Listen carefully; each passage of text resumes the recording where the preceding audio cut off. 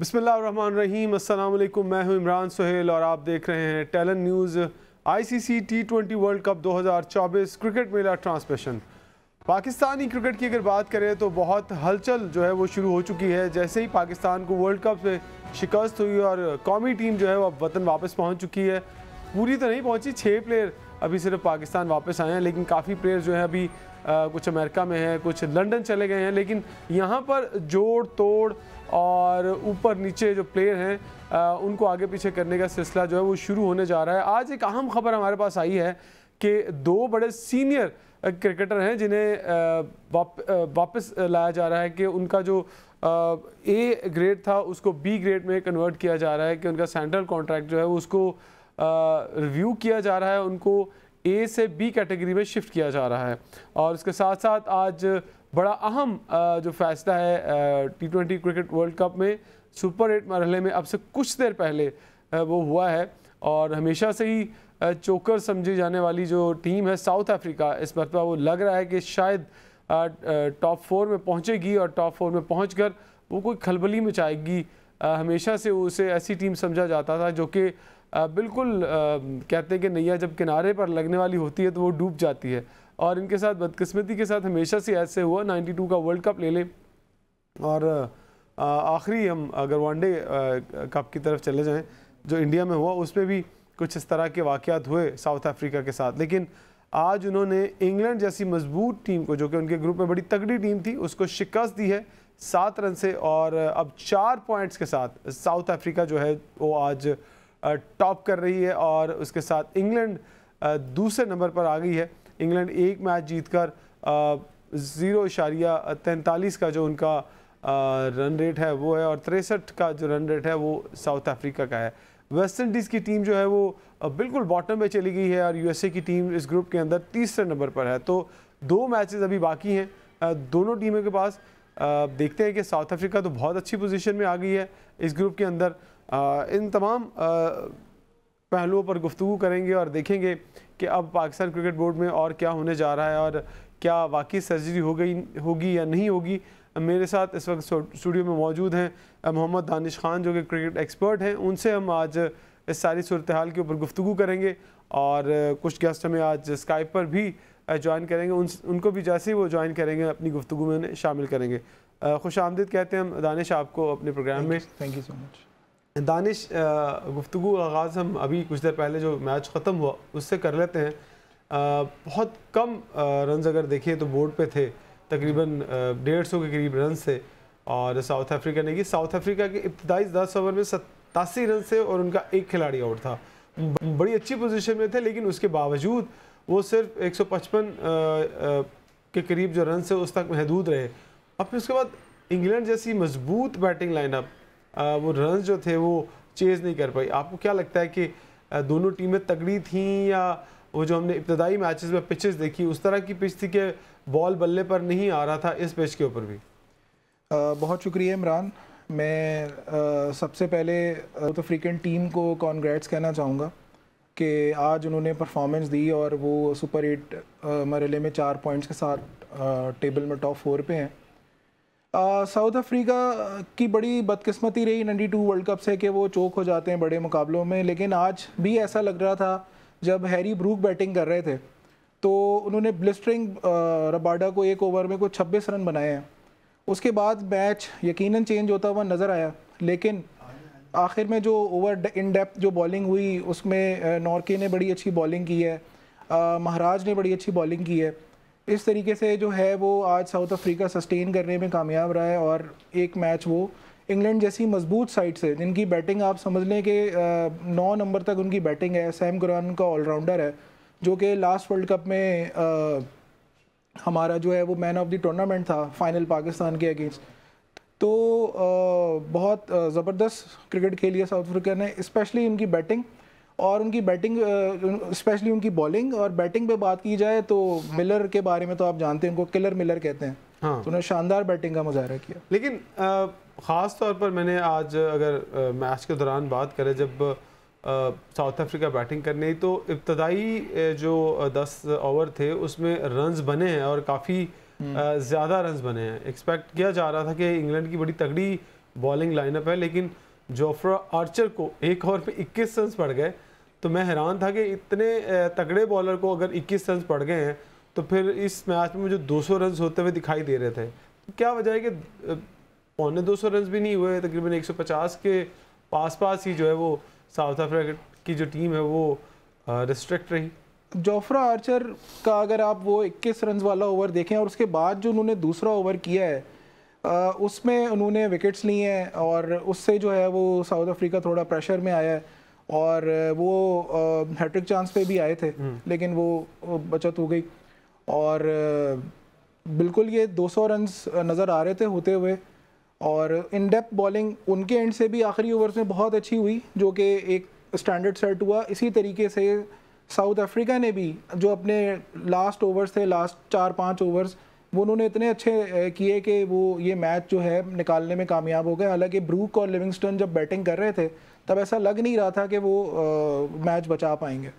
लेकिन हमने हमेशा से देखा है कि जो साउथ अफ्रीका के बॉलर्स हैं वो जब लास्ट पे आते हैं तो बड़ी तगड़ी और जो स्पेशलिस्ट बॉलिंग है यॉर्कर लेंथ उसके ऊपर बहुत रिलाय करते हैं और वो बहुत ट्राई करते हैं बार बार के बॉल जो है वो यॉर्कर लेंथ पर गिरे। तो ऐसा ही दिखाई दे रहा था। लेकिन पहले इसका जवाब देते फिर मैं अगला सवाल करता हूँ सर। अच्छा, आप बिल्कुल सही कह रहे हैं इमरान, वो ऐसे ही ट्राई कर रहे थे। अगर आप रबाडा का ओवर एक चेक करें उसमें उसने शुरू की जो पहले ओवर अपने ओवर की 6 बॉलों में से 4 बॉलें उसने फुल टॉस की हैं जिसपे यॉर्कर करने के चक्कर में जिसमें उसको अच्छे खासे रन पड़े। तो एक ओवर में वो 26 रन देके मैच का सारा जो वेट था वो चला गया था इंग्लैंड की तरफ। जोफ्रा आर्चर के और रबाडा के 2 ओवर जो थे वो अगर निकाल दें इस मैच के अंदर से जी तो रन्स तो 130-35 ही दोनों टीमों बिल्कुल आप ठीक कह रहे हैं। ये 2 लूज ओवर्स की वजह से इतना स्कोर पड़ गया और आप देख सकते हैं कि कंपटीशन आगे सख्त होने जा रहा है कि लो स्कोरिंग गेम भी जो है वो आगे इम्पैक्ट क्रिएट करेगा।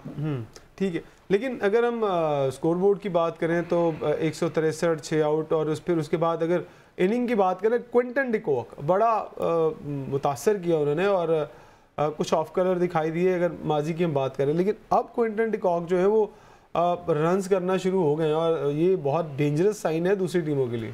बहुत खुला खेलते हैं। क्विंटन डिकॉक बहुत डिस्ट्रक्टिव बैट्समैन है। उनके मुकाबले पे ओपनिंग कीपिंग बैट्समैन आप इस वक्त पूरी क्रिकेटिंग वर्ल्ड में उठा लें, इस लेवल पे कोई नहीं है। वो कुछ अरसे प्रेशर में रहे हैं, वो डिफरेंट कंट्रोवर्सी में भी इन्वॉल्व थे, लेकिन अब वो बिल्कुल अपनी 100% अपनी गेम खेल रहे हैं जो कि आगे बहुत टीमों के लिए ख़तरनाक हो सकते हैं। ये ग्रुप जो है वो काफ़ी इंटरेस्टिंग सिचुएशन इसमें आ चुकी है। बहुत सारे लोग कह रहे थे कि वेस्ट इंडीज़ की जो टीम है वो बड़ा आउट ऑफ द बॉक्स आएगी और कह रहे थे कि शायद फाइनलिस्ट की टीमों में भी हो। लेकिन अब इब्तदाई एक मैच गालिबन जो उन्होंने जीता था उसके बाद वो यूएसए से, उसके बाद तो वो लग नहीं रहा कि ऑफ कलर ही मुझे दिखाई दे रहे हैं। वो ऑफ कलर तो हैं लेकिन दे आर डार्क हॉर्सेस और काली आंधी चलने में कभी भी चल सकती है काली आंधी। इसके लिए आप बस इंतज़ार करें और मैं तो उनको स्टिल फेवरेट्स में ही कंसिडर कर रहा हूँ क्योंकि उनके जो शुरू के 5 प्लेयर हैं रॉबमन पॉवेल और चेज होप, शाय होप, ये इस वक्त फॉर्म में है और अभी जो लास्ट गेम भी उनका हाई स्कोरिंग गेम था, उन्होंने स्कोर अच्छा किया था। ठीक है उनकी बॉलिंग वीक है, उस हिसाब से उनकी बॉलिंग नहीं है, लेकिन मुझे लगता है कि West Indies are still hot team and favourite team for the world cup. तो फिर यूएसए की टीम जो है वो अब काफ़ी टीमों को फ़ायदा देने जा रही है इस राउंड के अंदर, क्योंकि जिसको पॉइंट्स चाहिए होंगे ख़ास तौर पर इंग्लैंड को और साउथ अफ्रीका को, अगर वेस्ट इंडीज़ को भी पॉइंट्स चाहिए तो उनका जो टारगेट है वेस्ट इंडीज़ तो जीत गई उनसे, बाकी लोगों का जो टारगेट है जो अहम 2 पॉइंट है वो यूएसए की टीम में। गो के उन्होंने बड़ी अच्छी परफॉर्मेंस दिखाई लेकिन अब वो ऐसे लग रहा है जैसे थक चुके हैं। स्टेमिना होता है ना नए खिलाड़ी का, इतना ही स्टेमिना होता है कि वो शुरू में बहुत फटफड़ाता है लेकिन एक वक्त आता है वो ठंडा हो जाता है। यूएसए के मुझे प्लेयर्स भी वैसे ही लग रहा है कि ठंडे हो गए अब। इमरान, पाकिस्तान टीम जो है ना उन्होंने हमेशा ऐसे प्लेयर्स को और ऐसी टीम्स को हमेशा गो हेड दिया है, ऐसा मौका दिया है कि वो आगे जाके जो है ना वो पावरफुल हो जाते हैं। तो आप यूएसए को मैं नहीं समझता कि अभी भी आप उनको इतना लाइट लें। यूएसए गो के एक यंग टीम है लेकिन स्टिल दे बीट पाकिस्तान और उम्मीद है कि वो वेस्ट इंडीज़ को भी टफ़ टाइम, बाकी टीमों को भी टफ़ टाइम देंगे। ये तो हम फ्यूचर की बात कर रहे हैं लेकिन अब आपको लगता है कि साउथ अफ्रीका अब टॉप 4 के अंदर जो है वो ऑलमोस्ट क्वालिफाई कर गई है इंग्लैंड, और वही मुझे लगता है कि 2 टीमें अब क्वालिफाई कर पाएंगी। इमरान बिल्कुल साउथ अफ्रीका इस दफ़ा क्योंकि अगर आप देखें इनिशियली वो ऑफ कलर थे टूर्नामेंट के स्टार्ट में, लेकिन अब वो उनको वो जो एक क्लिक चाहिए होता है वो मिल गया आज के मैच में। And we are very much hopeful कि साउथ अफ्रीका ये वर्ल्ड कप जीते, क्योंकि अभी तक साउथ अफ्रीका के पास कोई वर्ल्ड कप नहीं है। तो होपफुली ये उनकी बॉलिंग भी बैड लक्स बहुत है उनके पास, बैड लक से तो आप समझ लें उनकी पूरी हिस्ट्री भरी हुई है। लेकिन लेट्स सी, ये वर्ल्ड कप बड़ा इंटरेस्टिंग होता जा रहा है। आज एक और मैच हुआ बांग्लादेश जो इनकी कल, हम अगर तारीख की बात करें तो कल की तारीख में हुआ, वो ऑस्ट्रेलिया वर्सेस बांग्लादेश हुआ। इब्तदाई जब बांग्लादेश की टीम बैटिंग करने आई तो जो उनके इब्तदाई ओपनर्स थे उनको लग ऐसे रहा था, बॉडी जो लैंग्वेज उनकी, कि वो बहुत दबी हुई टीम है और दबे वो ओपनर हैं। जैसे ही बॉलिंग की स्टार्ट ऑस्ट्रेलिया ने, तो लगा ऐसे ही कि शायद बहुत ही कोई लो कैटेगरी की टीम है और सामने वर्ल्ड चैंपियन है, तो वर्ल्ड चैंपियन ही वो भी बेशक। तो लेकिन इतनी हल्की टीम, आप समझते हैं कि लकीली बांग्लादेश की जो टीम है वो पहुंच गई सुपर 4 में। बांग्लादेश की टीम में काफ़ी ज़्यादा कंट्रोवर्सीज भी चलती रही हैं पिछले दिनों। तमीम इकबाल और शकीब अल हसन का भी आपको पता ही है कि क्या मामला रहा है आपस में। लकीली कह लें या थोड़ी एफर्ट करके पहुँचे हैं, लेकिन वो इससे ज़्यादा आगे जाते हुए नज़र नहीं आ रहे। कल भी वो बड़ा डिफेंसिव अप्रोच के साथ खेलते रहे, और फिर ऑस्ट्रेलिया जैसी टीम के साथ आप डिफेंसिव अप्रोच पे जा नहीं सकते। और इन दी एंड मैं बिल्कुल तारीफ़ करना चाहूँगा पैट कमिंस की, गो के वो इस वक्त वर्ल्ड चैम्पियन होते हुए लेकिन T20 का कैप्टन नहीं है, उसकी एफर्ट देखें 100% है, और उसने कल हैट्रिक की है।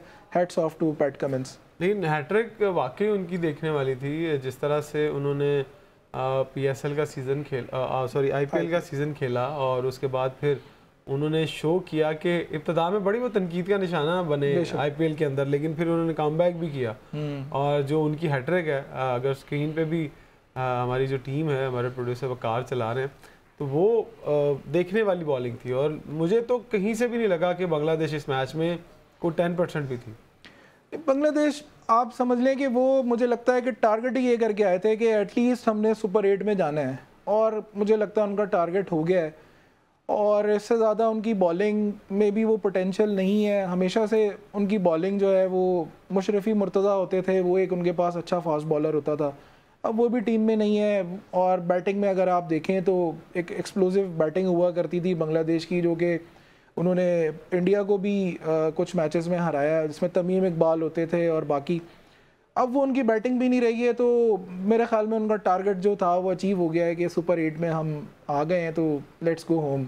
जिस तरह की टीम है वो सुपर 8 में आगे भी खुश होगी। लेकिन हम ऑस्ट्रेलिया की बैटिंग की बात करें, जिस तरह के उनके दोनों ओपनर्स आते हैं और जितने ज़ोर से वो शॉट मारते हैं, जिस तरह वो इतनी टाइट, अगर हम पाकिस्तानी खिलाड़ी की बात करें तो वो वही पुराना स्टाइल के वी में बल्ला पकड़ना है, लेकिन वो बहुत मजबूती से बल्ला पकड़ते हैं। उनकी कलाइयाँ बाकायदा दिखाई देती हैं कि ये लगेंगे कि आप बॉल फाड़ देंगे, तो वो आते ही चार्ज करना शुरू कर देते हैं।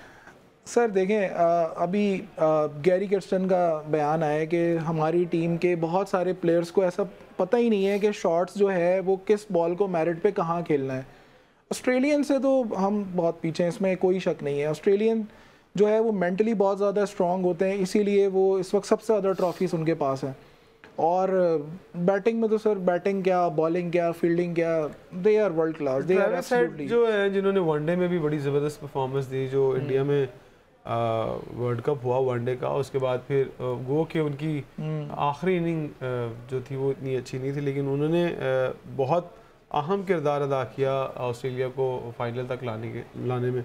तो आपको लगता है कि ये जो ऊपर वाले 3 बैटर्स हैं उनके, अगर ट्रेविस हेड की बात कर लें, मैक्सवेल की बात कर लें, वार्नर की बात कर लें, ये वो 3 प्लेयर हैं, इनको अगर आउट आप नहीं करते, अगर इनमें से कम 2 प्लेयर्स को अगर आप आउट नहीं करते, तो फिर ऑस्ट्रेलिया को पकड़ना बहुत मुश्किल है, क्योंकि उनकी बॉलिंग साइड भी बहुत तगड़ी है। सर देखें, ऑस्ट्रेलिया जो है ना, वो मुझे बिल्कुल इसमें कोई दो राय नहीं है कि ऑस्ट्रेलिया कभी भी ना 1 या 2 बंदे पे नहीं खेलता, हमेशा वो ना एक एज अ टीम खेलते हैं, एज अ यूनिट खेलते हैं। अगर आप वर्ल्ड कप का फाइनल लें 50 ओवर्स वाला जो इंडिया के साथ हुआ था, तो वार्नर जल्दी आउट हुए थे और मिचेल मार्श भी जल्दी आउट हुए थे, लेकिन स्टिल ट्रेविस हेड खड़े हो गए और उसके बाद नीचे से आके लबुशेन ने जो है वो परफॉर्म किया और ऑस्ट्रेलिया जो है वर्ल्ड कप जीता। तो ऑस्ट्रेलिया एज अ यूनिट बहुत ख़तरनाक है। बिल्कुल उनके ये 3 तो एक्सप्लोसिव हैं ही बैट्समैन, लेकिन ओवरऑल उनकी टीम मैं समझता हूँ सबसे बैलेंस साइड है इस वक्त। उनकी बॉलिंग बहुत ज़्यादा कॉम्पैक्ट है, कंप्लीट है, तीनों फास्ट बॉलर बड़े ज़बरदस्त हैं। जैम्पा लेग स्पिन का एक जादू लगाते हैं यहाँ के, उसके अलावा मैक्सवेल भी कुछ ओवर्स कर लेता है। तो इस तरह की आप जो कॉम्बिनेशन है, मेरा नहीं ख्याल वो किसी और टीम के पास होगी इस वक्त। अब आपको लगता है कि 4 जो टॉप टीमें हैं जिनमें हम इंडिया की बात कर लें, Australia, South Africa and England जी, आपको लगता है जो टकराव होने जा रहा है वो इस दफ़ा साउथ अफ्रीका वर्सेस इंडिया और ऑस्ट्रेलिया वर्सेस इंग्लैंड? इमरान, आप बड़ी गहरी निगाह रखते हैं बड़े स्पोर्ट्स पे। मैं नहीं समझता कि इंडिया फाइनल में आ रहा है, क्योंकि आई डोंट नो इंडिया क्यों विराट कोहली को ओपन करवा रहा है रोहित शर्मा के साथ। अभी तो सेमीफाइनल की बात कर रहा हूं ना, फाइनल की तो बाद में जाएंगे। सेमीफाइनल में बेशक जी वो मैं टकराव पहले सेमीफाइनल में इंडिया को हम बिल्कुल देख रहे हैं, लेकिन फाइनल में मुझे नहीं लगता। और South Africa, India, England and Australia, then hats off to all the teams and hands down for the Australia कि वो वर्ल्ड कप। मुझे भी ऐसा कुछ, मैंने जब रात उनका मैच देखा तो मुझे लगा कि नहीं यार, ऑस्ट्रेलिया जो है वो जिस रिदम और जिस फॉर्म के साथ आ रहा है, जिस कहते हैं ना कि एडवांस क्रिकेट को जितना उन्होंने अच्छे तरीके से यूटिलाइज किया है, शायद ही इंडिया भी नहीं कर पाया और इंग्लैंड भी नहीं कर पाया। वो प्रॉपर तैयारी करके आते हैं। वो वनडे खेल रहे हो तो वनडे के स्टाइल में आ रहे होते हैं, वो टेस्ट खेल रहे हो तो टेस्ट के स्टाइल में आते हैं। वो दिखाते हैं कि टेस्ट में भी तेज क्रिकेट होती है। तो ऑस्ट्रेलिया के चांसेस हैं, ऑस्ट्रेलिया के चांसेस, अगर आप 4 टॉप टीम्स जो अभी हमने डिस्कस की हैं, India, Australia, England and south Africa, तो आप वेट जो है वो 50% ऑस्ट्रेलिया को दे सकते हैं कि वो वर्ल्ड कप जो है वो विन कर सकता है। But still it's a 2020 game, आप यू नेवर नो के परफॉर्मेंस कहाँ से आ जाए। बट अगर आप कॉम्बिनेशन देखें तो इस वक्त सबसे अच्छा और तगड़ा कॉम्बिनेशन ऑस्ट्रेलिया का। चलिए, ये तो हमने अभी सुपर 8 मरहले की बात की है, हम ज़रा आ जाते हैं कौमी टीम की तरफ। कौमी टीम में बड़ी जो है वो तब्दीलियाँ दिखाई दे रही हैं कि कौमी टीम के अंदर इब्तदाई जो ख़बर आज ये निकली है कि रिजवान और बाबर दोनों को जो है वो ए कैटेगरी, जो सेंट्रल कॉन्ट्रैक्ट है उससे जो है वो रिमूव करके उनको बी कैटेगरी में शिफ्ट किया जा रहा है। आई डोंट नो कि क्यों उनको बी कैटेगरी में शिफ्ट किया जा रहा है। पहले तो ये बताइएगा कि इन दोनों की बी कैटेगरी में शिफ्ट होना बनता है, चाहे उनको परफॉर्मेंस बेस पे ले लें या वर्ल्ड कप में शिकस्त होने के बाद ही फैसला हुआ। इमरान, इसमें मेरा अपना नज़रिया ये है कि अगर बाबर और रिजवान खेलते हैं तो पाकिस्तान टीम जीतती है, बाबर और रिजवान परफॉर्म नहीं करते तो पाकिस्तान टीम हार जाती है। तो इसमें कसूर बाकी 9 लड़कों का है या बाबर और रिजवान का है? बाबर और रिजवान को आप जितना डीमोटिवेट करेंगे उतना आपकी टीम ख़राब होगी। नंबर 1, आपने कैप्टनसी एक जिस पे बाबर आजम को आपने कैप्टन बनाया, कैप्टन बना के उसकी आपने सारी बैटिंग जो है वो तबाह करके रख दी है। बाबर को as a player A category में होना चाहिए, बल्कि ये प्लस कैटेगरी में होना चाहिए, वो जिस लेवल का बैट्समैन है। और कैप्टन बिल्कुल किसी और को होना चाहिए। और ये रिजवान का भी मेरा नहीं ख्याल कि बी कैटेगरी बनती है, उनको ए में ही रहना चाहिए।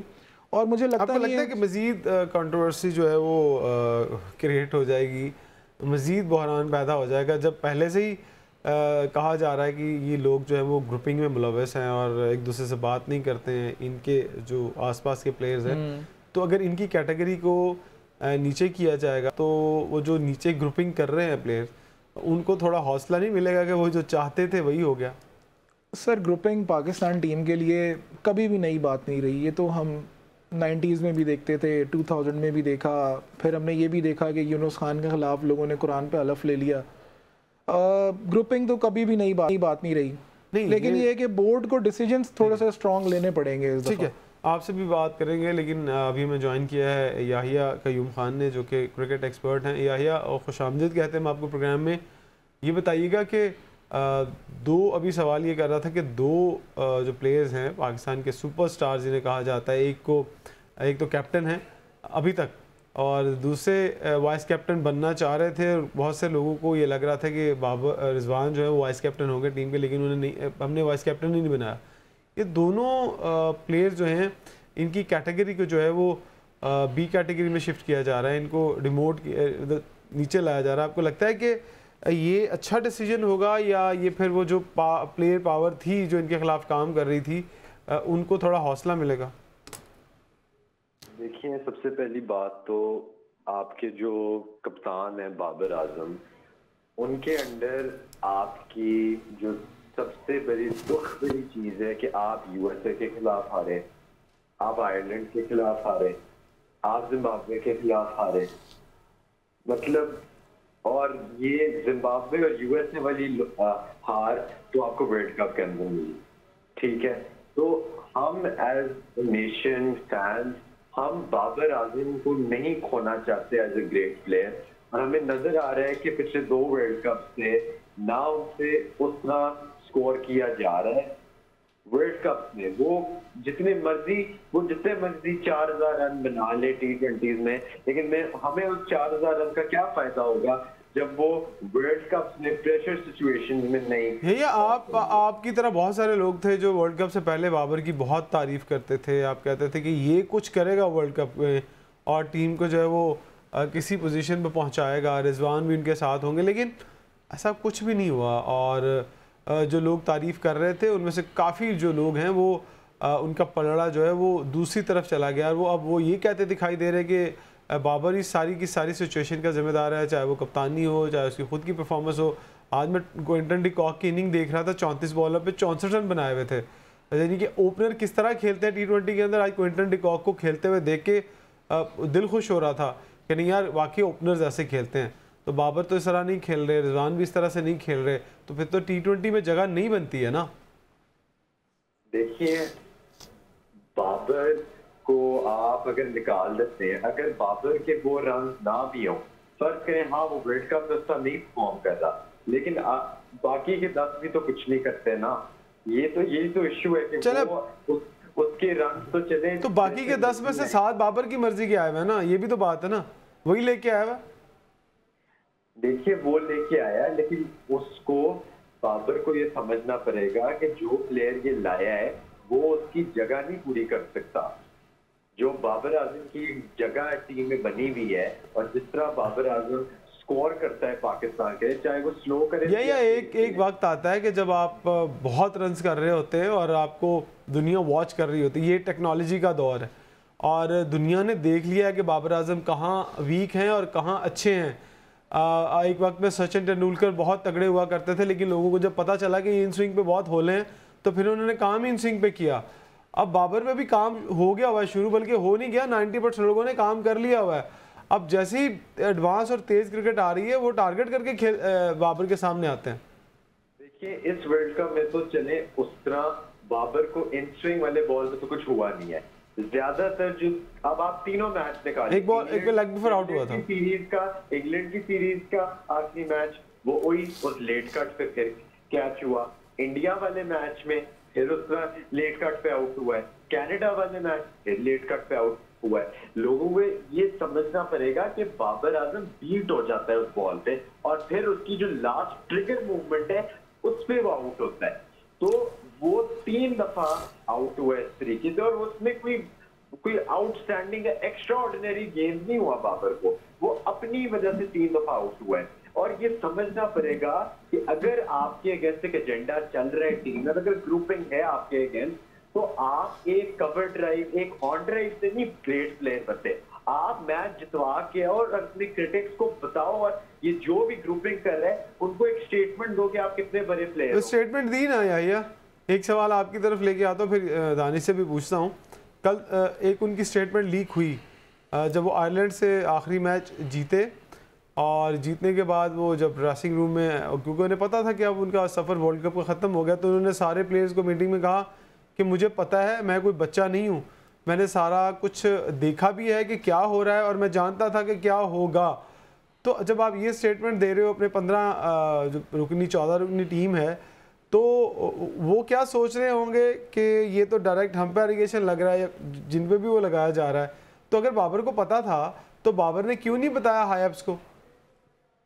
देखिए, जब पूरा कुल्हाड़ी पड़ गई है पाँव पे, तब मतलब आप एक्शन, ये पाकिस्तानी नेचर है कि आपने एक्शन तब लेना है जब सब कुछ खत्म हो जाए। तो अगर बाबर आजम को पता था या बाबर आजम जानते थे, तो बाबर आजम को अपनी तरफ से भी एक्शन लेना चाहिए था, कोई रिपोर्ट फाइल करते। मैं भी यही कह रहा हूँ, मैं भी यही कह रहा हूँ, हाई एप्स को बताते कुछ रिपोर्ट फाइल करे। दानिश, तो बाबर आइए आपकी तरफ आता हूँ दोबारा से मैं। दानिश, बाबर का जो स्टेटमेंट है कि उसे सब पता था और वो बच्चा नहीं है, तो फिर बच्चा कौन है? इमरान, बच्चा तो ये पाकिस्तानी कौम है, और तो कोई बच्चा नहीं है जो कि बिल्कुल 25 करोड़ आवाम बहुत सियानी है, उन्हें पता चल जाता है। 25 आप जैसे जर्नलिस्ट बहुत सियाने हैं, हम जो कौम है ना वो बस हम तो फ़ैन फॉलोइंग करते करते सर हम इस मकाम पे आ गए हैं कि आज हम यूएसए जैसी टीमों से हार रहे हैं। और बाबर को अगर बिल्कुल ये सारा कुछ पता था, और अगर बाबर को पता था, यकीनन जो हाई अप्स हैं उनको भी पता होना चाहिए था कि टीम में क्या हो रहा है।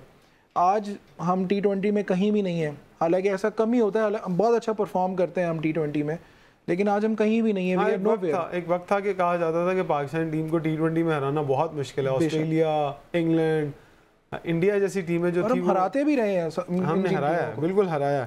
या आपको क्या लगता है कि अब बांग्लादेश के खिलाफ जो है वो बाबर, रिजवान और शाहीन को रेस्ट करवाने की बात की जा रही है, इज इट राइट डिसीजन? देखिए, बांग्लादेश की आपकी जो सीरीज आ रही है उसमें ये अच्छी बात है, आपकी बेंच स्ट्रेंथ जो है उसको टेस्ट किया जाएगा, आप उनको भी मौका दिया जाएगा।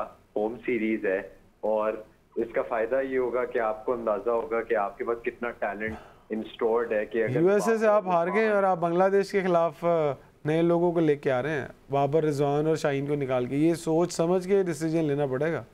ये लेना पड़ेगा, लेकिन आपको उस हिसाब से ऐसे प्लेयरों को उनकी रिप्लेसमेंट लेनी होगी जो उनकी कमी एक्चुअली पूरी कर सकते हैं। अब्दुल्ला शफीक, सलमान अली आगा, ये कि अगर आपकी बेंच स्ट्रेंथ आगे टेस्ट होगी और अगर कोई एक अच्छा सा प्रोडक्ट निकल आता है तो आपको आगे जाके फ्यूचर टेस्ट मैचेस में नहीं, वो अच्छा प्रोडक्ट कहाँ से निकलना है? वो जो प्रोडक्ट ये रिजर्व में छोड़ के गए हैं ना, वही आएंगे।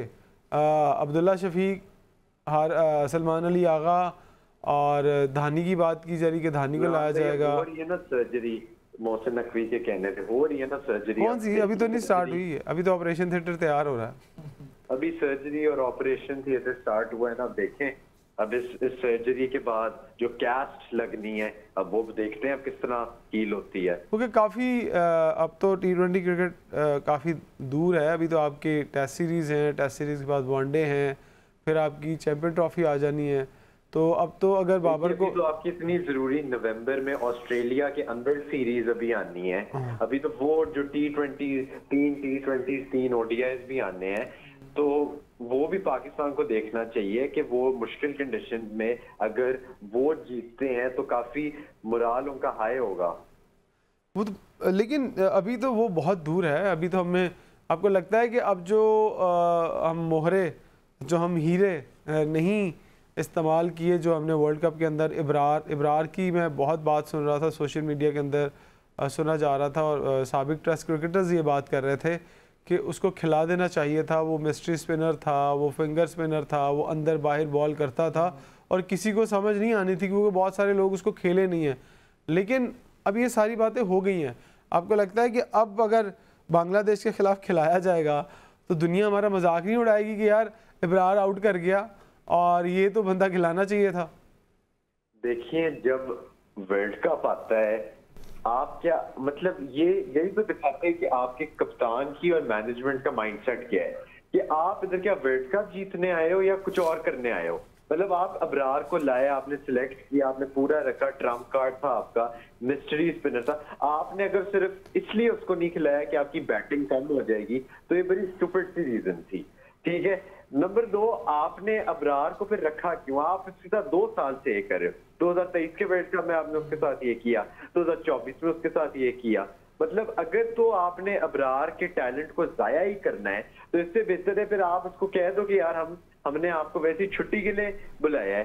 तो अबरार को हमने देख लिया है कि कितना टैलेंटेड है। राइट, ठीक है। यही बात मैं दानिश की तरफ लेके आऊँगा। दानिश, आपको लगता है कि जो बांग्लादेश सीरीज़ है वो वाकई एक टेस्ट मैचेस के 2 टेस्ट मैचेस की सीरीज़ तो है, लेकिन पाकिस्तानी क्रिकेट बोर्ड का और ऑफिशियल्स का और खिलाड़ियों का एक बार फिर से टेस्ट है।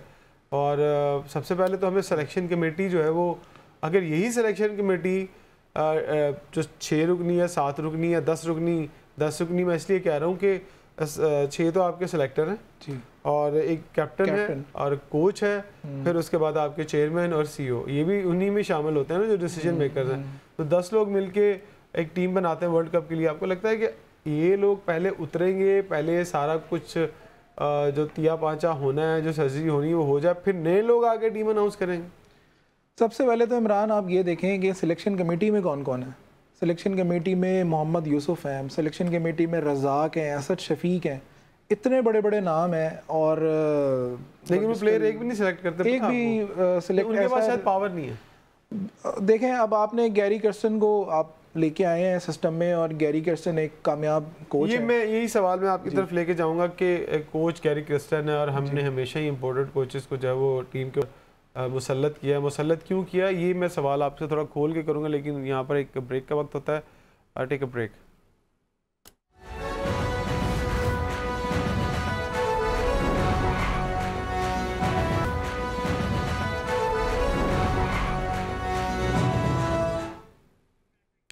Welcome back. एक मरतबा फिर से शो में आपको खुश आमदीद कहते हैं। दानिश हमारे साथ मौजूद हैं और याहिया कयूम खान हमारे साथ मौजूद हैं। दोनों से गुफ्तगू हो रही थी। दानिश, कौमी टीम का जो सबसे बड़ा अलमिया है वो है सिलेक्शन कमेटी। शायद इस मुल्क के अंदर इतनी असम्बलियाँ ना तब्दील हुई हों जितनी हमने सिलेक्शन कमेटियाँ तब्दील करनी है, और हम इतने चेयरमैन खा गए, इतनी सिलेक्शन कमेटियाँ खा गए, लेकिन हम जो गलतियाँ शुरू से करते आ रहे हैं पाकिस्तानी क्रिकेट के अंदर, वो आज तक वो गलतियाँ जूं की तूं हैं। ना तो इन प्लेयर्स की वजह से जो निकलते हैं वो समझ पाते हैं, क्योंकि वो जाके दोबारा भी आते हैं, और ये बहुत दफ़ा हुआ है, लोग 3-3, 4-4 मरतबा वापस आ गए हैं। बिल्कुल। तो अब वक्त नहीं आ गया कि अब फटाफट प्लेयर्स को भी बदल जाना चाहिए? हम क्यों, अगर कोई एक अच्छी 100 रन की इनिंग खेल जाता है और चौके छक्के मार जाता है, तो फिर वो 5 साल, 6 साल, 7 साल पक्का हो जाता है? ऐसा क्यों है? दुनिया भर में ऐसा नहीं होता। आपका थोड़ा सा जो क्रिकेटिंग डोमेस्टिक सेटअप है उसको सबसे पहले तो रीलुक करने की ज़रूरत है। अगर आप इंडिया का देखें, इस वक्त 32 साल की उम्र में सूर्य कुमार यादव को उन्होंने रणजी ट्रॉफी से उठा के डेब्यू करवाया है, कैप्टन भी बना है वो इंडिया का T20 का, और अब वो परफॉर्मेंस भी उसकी आ रही है। हमारे यहाँ सर ऐसी जो मिसालें हैं ना वो सेट नहीं की जाती हैं। हमारे पास जो टैलेंटेड अच्छे प्लेयर्स होते हैं जो डोमेस्टिक में परफॉर्म कर रहे होते हैं, ओवर शेडो हो जाते हैं उन प्लेयर से जो PSL में आके 50-100 रन कर देते हैं। तो सबसे पहले तो हमारा जो डोमेस्टिक का ढांचा है उसको हमें देखने की ज़रूरत है कि क्या वो सही डायरेक्शन में है। उसके बाद जो सिलेक्शन कमेटी, अगर आप सिलेक्शन कमेटी को इस वक्त देखें, सिलेक्शन कमेटी में वो लोग हैं जिन्होंने कम से कम 200, 250 वनडे और तकरीबन 50-100 टेस्ट मैचेस खेले हुए हैं। मोहम्मद यूसुफ एक बहुत बड़ा नाम है, अंडर 19 के अभी कोच भी थे, पाकिस्तान टीम सेमीफाइनल में जाके हारी है वहाँ पे। तो ये कोई छोटे लोग नहीं है जो सिलेक्शन कमेटी में। हम तो यही सोचते हैं कि यार सिलेक्शन कमेटी में कोई ऐसे लोग आएँ जो कि टीम अच्छी पिक कर सकें, लेकिन मुझे लगता है कि AC के कमरे में बैठ के सिलेक्शन करने से बेहतर है कि वो जब जाएं डोमेस्टिक में और देखें। तो कभी देखी नहीं, ना कभी डोमेस्टिक देखी और ना कभी हमने अपने मुल्क के अंदर जो टॉप टूर्नामेंट्स होते हैं वो देखे। हाँ, PSL ज़रूर देखते हैं। और आपको लगता है कि ये पहले आप बताइएगा कि PSL की सिलेक्शन के ऊपर हम कौमी टीम की सिलेक्शन करते हैं, जो दुनिया भर में ऐसा नहीं होता। अगर हम सिलेक्शन की बात करें तो बिग बैश बहुत पुराना टूर्नामेंट, ऑस्ट्रेलिया की जो सिलेक्शन है वो बिग बैश के ऊपर होती है। इंडिया में अगर सिलेक्शन होती है तो रणजी ट्रॉफी के ऊपर सिलेक्शन होती है। अगर इंग्लैंड के अंदर उनकी सिलेक्शन होती है तो उनका जो नेशनल काउंटी का जो सबसे बड़ा टूर्नामेंट है उसके ऊपर होती है। लेकिन पाकिस्तान की सिलेक्शन वो PSL की फ्रेंचाइजीज़ के कहने पर होती है। ये और वो कहते हैं कि अगर हमारे प्लेयर्स को नहीं खिलाया ना तो हमारी फ्रेंचाइज की जो वैल्यू है वो बैठ जाएगी। बिल्कुल। अब जो आप बात कर रहे हैं प्लेयर्स के, वो हो ऐसा ही रहा है कि फ्रेंचाइजी जो है वो फोर्स कर रही है कि आप हमारे लड़के को अपनी पाकिस्तान टीम में जगह दें, और जिसकी जितना हाथ पड़ता है वो बिल्कुल वो बाय फोर्स वो अपना टीम में जो लड़का वो डलवा देता है।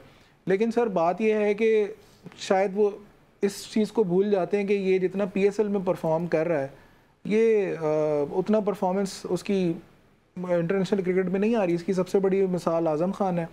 अभी लास्ट PSL में उसको गोल्डन ग्लव मिला है, वो बेस्ट कीपर रहा है, उसने स्कोर्स भी बड़े बड़े किए हैं इस्लामाबाद यूनाइटेड की तरफ से, लेकिन स्टिल वो फेल है इंटरनेशनल लेवल पे आके। शादाब खान की मिसाल आप ले लें कि वो उसकी परफॉर्मेंस बिल्कुल जो है। या आप मुझे बताइएगा कि अब फैसला तो होने जा रहा है कि जो वाइट बॉल क्रिकेट है वो वनडे और नेशनल T20 जो हैं वो वहाँ पर परफॉर्मेंस होगी, और 4 डे क्रिकेट में जिसकी परफॉर्मेंस होगी उनको कंसीडर किया जाएगा इंटरनेशनल जो है वो सिलेक्शन के लिए। ये फ़ैसला अभी होना बाकी है, इसमें मोहर अभी नहीं लगी, ये एक सजेशन आई है।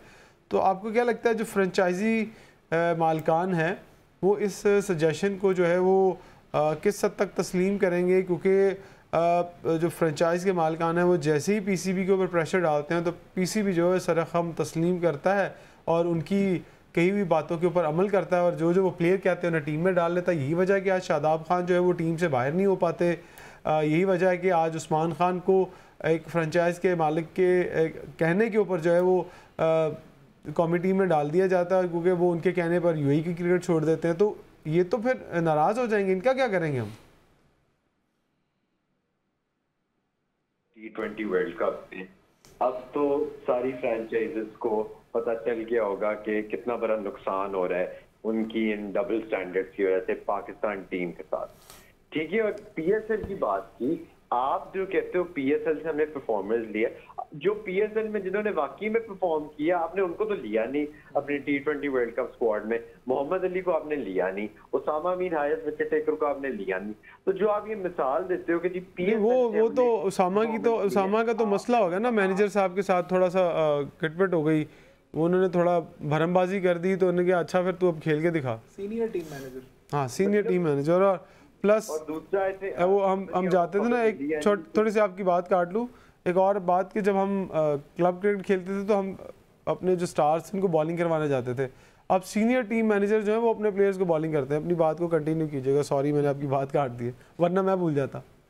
नहीं, मैं वही कहने वाला था कि ESPN की तरफ से है कि वहाब रियाज को सैक करने वाले हैं as team manager. ESPN cricket info की तरफ से ही आया है, तो अब सैक करेंगे उनको, तो सैक करके फिर क्या करेंगे?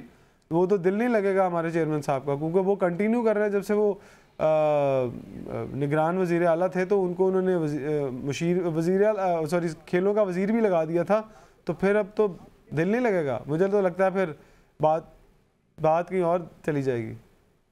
लेकिन अब इसका कोई फायदा नहीं है कि अब आप वो सर्जरी कर रहे हो, अब आप वो डिसीजंस ले रहे हो। मतलब आपके पास पूरे जब काकूल के कैंप में भी आप इनको लेके गए, सब कुछ था, मतलब आपके पास इतना टाइम फ्रेम था T20 वर्ल्ड कप तक, लेकिन आपने ये रफ डिसीजंस तब नहीं लिए। आपने कप्तान को एक स्ट्रिक्ट कॉल नहीं दिए कि आपने अपने बंदे नहीं लाने, लेकिन नहीं, वही हुआ जिस चीज का डर था। दानिश यही कह रहे हैं कि अभी खबर आई है कि वहाब रियाज को जो है वो फारिग किया जा रहा है। तो आपको लगता है कि ये दिल पे पत्थर रख के ये डिसीजन लिया जाएगा? तो सिर्फ वो ही नहीं जाएंगे, पूरी की पूरी सिलेक्शन कमेटी तहलील होगी। वैसे मुझे नहीं लग रहा कि असद शफीक का बेचारे का क्या कसूर है, जिसे तो कभी पूछा भी नहीं गया होगा कि भाई इसको खिलाना है, इसको रखना है, और क्या वो अपना इनपुट देते होंगे सिलेक्शन की टीम के अंदर? अगर वो देते होते तो आज कोई मिडल ऑर्डर बल्लेबाज होता। मोहम्मद यूसुफ की आपने कहा लेजेंड हमारे रहे, तो क्या उनका इनपुट लिया जाता? तो क्या मिडल ऑर्डर बैट्समैन नहीं टीम में होते कोई? अगर हम रज़ाक की बात कर लें तो माशाल्लाह से एक भी ऑलराउंडर हमारी टीम में नहीं है। उन्हें ऑलराउंडर देखने के लिए रखा गया था टीम के अंदर, और उनकी परफॉर्मेंस क्या कहेंगे इसके ऊपर? मैं सबसे पहले तो वहाब रियाज के लिए जो है वो मैं समझ रहा हूँ कि अगर उनको सैक कर रहे हैं तो मेरा ये सवाल है कि उनको दूसरी पोजीशन कौन सी दे रहे हैं। हाँ, ये देख लें कि इनको कोच तो नहीं लगा रहे, फास्ट बॉलिंग कोच लगा रहे हैं, हो सकता है, क्योंकि उनके लिए जगह बहुत। मुझे लग रहा है कि अजहर कहीं ना कहीं कंट्रोवर्सी में आ रहे हैं। उन्होंने अपनी एक कंपनी खोल ली है जिससे वो प्लेयर्स को हायर किया करेंगे। तो यही लग रहा है कि वो फास्ट बॉलिंग कोच लग जाएंगे और बस यही। आपके पास भी बड़ी खबरें होती हैं, बताएं कि वहाब रियाज की अगली सीट कौन सी होगी? देखिए, वहाब रियाज ने फिर जी पीएसएल की पेशावर ज़ल्मी का बन जाना है हेड कोच, और क्या। नहीं, क्रिकेट बोर्ड के अंदर देखें, ये बड़ी अहम मैं बात आपसे कर रहा हूँ कि मोहसिन नकवी साहब उन्हें कंटिन्यू अपने साथ रखे मैं पिछले 2 साल से। तो आपको क्या लगता है, सॉरी 2 साल या 1 साल से, तो आपको क्या लगता है अब वो किस बोझिल दिल के साथ उन्हें टीम से निकालेंगे? अगर निकालेंगे भी तो कहीं ना कहीं तो जगह देंगे उनको। देखिए पहले ही अभी इतनी पोजीशंस हैं, अभी पंजाब के लिए भी वहाब रियाज हैं और टीम मैनेजर भी हैं, फिर चीफ सिलेक्टर से। तो अगर मोहसिन नकवी को एक पोस्ट से हटा देते हैं और वो कोई और पोस्ट दे देंगे जो लाइमलाइट पे इतनी नहीं नजर आएगी, लेकिन तो रखेंगे जरूर। लेकिन शुक्र है कि इस दफा शायद ये इस दफा ना हो, पोस्ट पे रखेंगे जहाँ पे वो लाइमलाइट पे नहीं नजर आएंगे और लोगों को इतना गुस्सा नहीं चलेगा वहां पे आपसे। अच्छा, हम जब स्कूल की बात कर लें ना, स्कूल क्रिकेट की, तो या स्कूल क्लास की बात कर ले, तो टीचर्स हमारे जो थे ना वो एक मॉनिटर रख दिया करते थे, और वो टीचर जब नहीं आते थे वो उसको घर में चाहे वो खाना दे ना दे, लेकिन वो क्लास में बच्चों की वाट लगा के रखता था। तो वहाब रियाज भी मुझे उसी मॉनिटर में से लग रहे हैं जो खुद कोई नहीं करते थे, वो शिकायतें सारी इकट्ठे करते थे, वो शिकायतें टीचर को लगाते थे, वहाब रियाज शिकायतें लगा लगा के आज लगता है खुद भी टीम से बाहर हो रहे हैं। तो ये अलमिया जो है वो पहुँच चुका है। दानिश, आपको लगता है कि अब मैं एक सवाल आपसे पहले कर लूँ कि आप क्योंकि आईटी फील्ड से रिलेटेड हैं, मार्केटिंग फील्ड से रिलेटेड हैं और साथ क्रिकेट एक्सपर्ट भी हैं, बिलाल नाम के एक शख्स को आप जानते हैं जिन्हें सिलेक्शन कमेटी में रखा गया एज ए डाटा एनालिस्ट के तौर पर, कि वो डाटा इकट्ठा करेंगे और वो बताएंगे कि कौन सा प्लेयर किस चीज़ के लिए फ़िट है। तो उनके पास डिग्री तो कोई और थी लेकिन उन्हें जॉब कोई और दे देगी। अगर हम ऑब्लाइज करना शुरू कर देंगे इस तरह से लोगों को, तो फिर दुनिया की क्रिकेट हमें ऑब्लाइज नहीं करेगी, आईसीसी हमें ऑब्लाइज नहीं करेगी। हमें तो असल काम करना है जो हमारा करने वाला है। इमरान, अभी आप कुछ देर पहले बात कर रहे थे टेक्निक के ऊपर कि बाकी टीम्स स्पेशली ऑस्ट्रेलियन टीम वो एक टेक्निक के ऊपर काम करते हैं और बाबर आजम की टेक्निक को वो समझ गए हैं, जिसमें वो इन स्विंग पर उसको परेशान करते हैं और एक कवर ड्राइव उससे खूबसूरत सी खिलवा के उसके बाद कोशिश करते हैं कि उसको आउट कर लें, जो कि वो हो भी जाता है। तो सर वो इसीलिए पॉसिबल है क्योंकि उनके पास जो आईटी एक्सपर्ट हैं, जो सॉफ्टवेयर लेके बैठे हुए हैं, वो उससे फ़ौरन हाईलाइट कर देते हैं सामने वाले की कमज़ोरी। अब आप मुझे बताएं कि जो हमारे बिलाल साहब हैं, आप कह रहे हैं उनके पास डिग्री बिजनेस मैनेजमेंट की, जी बिजनेस मैनेजमेंट की डिग्री है, इसीलिए उनसे वो बंदे भी हाईलाइट नहीं हो रहे कि जो सामने वालों की कमज़ोरी या अपने प्लेयर्स को कमज़ोरी भी नहीं बता पा रहे वो, और सामने वाली टीम को भी कमजोरियां नहीं बता। कौन सा हिसाब किताब होना करना पड़ता है टीम के साथ रह के, या तो फिर उन्हें मैनेजर लगा देते। मैनेजर माशाल्लाह से पहले ही आप ये कह लेंगे सीनियर टीम मैनेजर, फिर उसके बाद डिप्टी मैनेजर, बेतहाशा मैनेजर है। सवाल हम कर नहीं सकते क्योंकि हमें ख्याल करना पड़ता है पॉलिसीज़ का भी, चैनल की, और फिर डर रहता है कहीं से नोटिस ना आ जाए, लेकिन मजबूरन हम खामोश रहते हैं और उन्हीं चीज़ों पर आते हैं कि जो रिदम में चल रही होती हैं। तो आपको लगता है कि अब बहुत बड़ी तब्दीली आने से बहुत बड़ा फ़र्क पड़ जाएगा?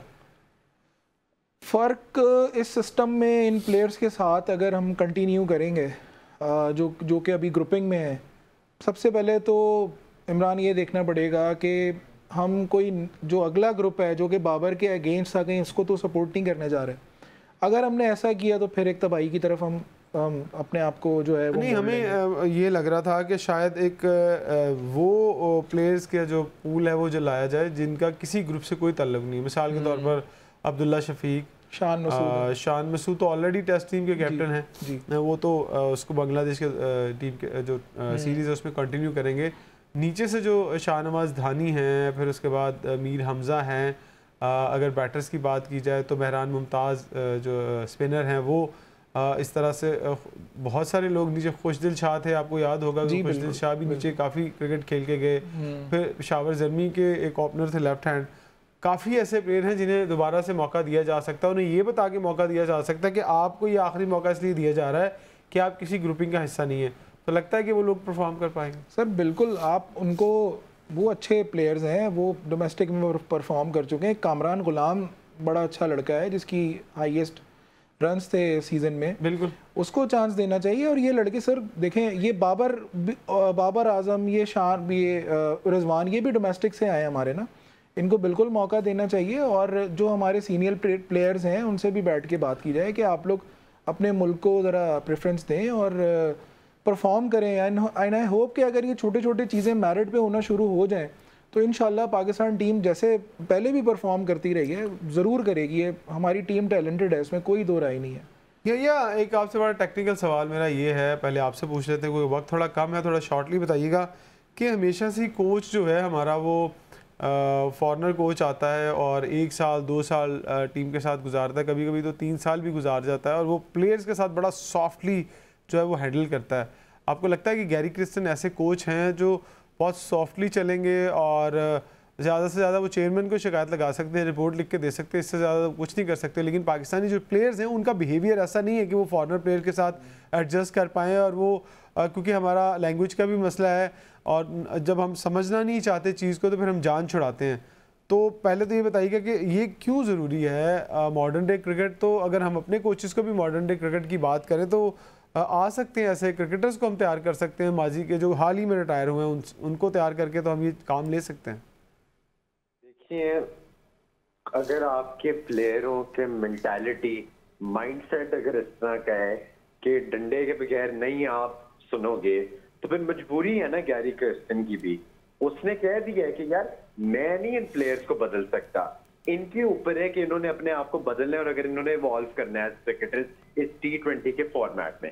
ठीक है, एक तो ये बात होगी। दूसरी बात, इन प्लेयर्स को खुद समझना पड़ेगा कि ये कोई दूध पीते बच्चे नहीं है, इनको खुद ग्रो करना है, इनको खुद अपनी गेम को इवॉल्व करना है ताकि ये मॉडर्न डे क्रिकेट को समझ सकें। पाकिस्तान अभी भी 2015-2016 की T20 क्रिकेट में आपको लगता है? मुझे तो 2010 पे लगता है अभी भी। आपको लगता होगा 15 में, मुझे तो नहीं लगता। मुझे लगता है 2015-2016 की क्रिकेट में अभी तक फंसा हुआ है। और मुझे ठीक है, 2000 वक्त कम है इसलिए मैंने आपसे थोड़ा शॉर्टली बोला था। दानिश, आपको लगता है कि हम 2015 और 2016 वाली क्रिकेट खेल रहे हैं? सर, अगर आप गैरी क्रिस्टन की बात सुने कि वो उसने कहा है कि बात काट दो जल्दी से। गैरी क्रिस्टन जब क्रिकेट खेलता था ना, वो भी हम उस तरह की क्रिकेट भी नहीं, गैरी क्रिस्टन बड़े ज़बरदस्त शॉट्स खेलता था। वो शोएब अख्तर ने उसको वो बॉल वो आज तक सबको याद होगी। तो बहरहाल, लेकिन उसने ये बात बोली है कि हम शॉट मेरिट पे खेलते ही नहीं, हमें पता ही नहीं है कि हमने शॉट कहाँ पे खेलना है। तो शोएब अख्तर को बाउंसर भी तो गैरी को ही मारा था ना। गैरी को ही मारा था, बिल्कुल। तो वो जब जख्मी होकर गिरे थे तो आज वो लोग क्यों नहीं आगे आते हैं? शोएब अख्तर की बात कर रहा हूँ, वो सिर्फ शोएब अख्तर महदूद है सब। मुझे लगता है कि शोएब अख्तर अगर क्रिकेट में आ गए तो इसमें बिल्कुल हमारी बेहतरी होगी। तो उनके बाउंसर कौन बर्दाश्त करेगा? बाउंसर उनकी कोई बर्दाश्त नहीं करेगा। गैरी क्रिस्टन तो कर गया, बाकी कोई और नहीं कर सकता। शोएब अख्तर के बाउंसर कौन बर्दाश्त करेगा? वसीम अकरम के इन स्विंग यॉर्कर कौन बर्दाश्त करेगा? वकार यूनुस का जो है वो इन स्विंगिंग यॉर्कर कौन बर्दाश्त करेगा? अगर ये लोग क्रिकेट के अंदर सिंसियरली अगर आते हैं और आकर क्रिकेट को हैंडल करते हैं, लेकिन बदकिस्मती से हाल ही में रमीज़ राजा आए और उन्होंने आके क्रिकेट को ठीक करने की कोशिश की और टीम थोड़ी बेहतर होना भी शुरू हुई, लेकिन उनको ज़्यादा देर टिकने नहीं दिया गया। इसीलिए प्रोफेशनल क्रिकेटर जो है वो इस सीट की तरफ नहीं आते। उन्हें अपनी इज़्ज़त का डर होता है कि अगर वो थोड़े जितनी इज़्ज़त उन्होंने बनाई है, अगर वो 1 साल या 1.5 साल 2 साल के लिए भी अगर क्रिकेट बोर्ड में आते हैं तो उनकी सारी ज़िंदगी की जो किया कराया है, जो मेहनत है, उस पर पानी फिर सकता है। आज का हमारा जो प्रोग्राम है उसका जो वक्त है यहीं पर ख़त्म होता है। कोशिश यही होती है कि पाकिस्तानी क्रिकेट पर जो है वो तनकीद बराए इस्लाह की जाए। हमारा कोई ज़ाती एजेंडा नहीं है, हमारी सिर्फ ज़ाती ख्वाहिश है कि कौमी टीम जो है वो एक दिन सफ़े अव्वल की टीमों में खड़ी हो और हम भी पैदर पे जिस तरह से ऑस्ट्रेलिया और इंडिया जैसे मुल्क जो हैं वो जल्दी से जो है वो कोई भी अगर वर्ल्ड कप या चैम्पियन ट्रॉफी आती है तो उसमें फ़तह हासिल करते हैं, तो हम भी ये काम कर सकते हैं अगर हमारी नीयत अच्छी हो और हमारे साथ वो लोग दें जो कि क्रिकेट के ऐवानों के अंदर बड़ी सीटों पर बैठे हुए हैं। तो उम्मीद करते हैं कि बहुत जल्द ये तमाम चीज़ें ठीक हो जाएंगी। अपना बहुत सारा ख्याल रखिएगा। आज तक के लिए इजाज़त दीजिएगा। अल्लाह हाफ़िज़।